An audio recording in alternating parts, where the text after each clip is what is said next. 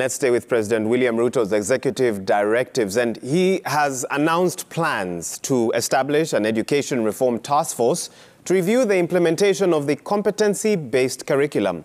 Whilst making his first speech as the head of state, Dr. Ruto said that the task force will embark on a nationwide engagement with all stakeholders in the education sector in a bid to find a lasting solution to the challenges in the implementation of the new curriculum, particularly the complexities in managing the transition of learners into junior secondary.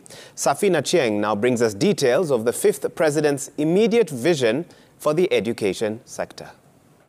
In what could be the clearest indication yet that the progress of the competency-based curriculum might be tinkered with, Dr. William Ruto, in his inaugural speech as the country's fifth president, ended the suspense over whether or not he plans to scrap the new curriculum.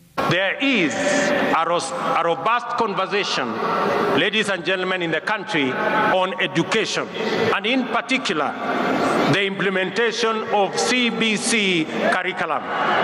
Dr. Ruto announcing his plans to establish an Education Reform Taskforce, which he said will collect views from the public and other stakeholders on how the Kenya Kwanza administration will review the competency-based curriculum to make it work for the country. I will establish an Education Reform Taskforce in the presidency, which will be launched in the coming weeks. It will collect views from all players in line with the constitutional demand of public participation.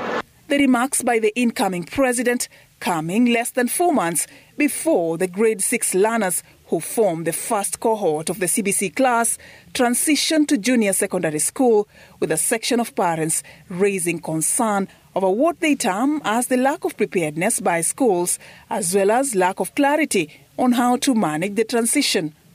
Dr. Ruto promising that all the grey areas will be cleared in due course after the task force tables its findings and recommendations. And we are particularly alive to the anxieties of parents on the twin transition of the last 844 class and the first CBC class in January next year. I assure all that there will be a solution to the matter before then. His assurance coming amidst calls by a section of parents for the new government to abolish the CBC and revert to the 844 system to save them from the burden of cost, a proposal that the Education Cabinet Secretary Professor George Magoha, who in his final days in office said must be taken with a pinch of salt. This administration has trained teachers who are already in service to teach grade 7 and 8. Are we together? But the good news is that the incoming president has promised to employ more teachers.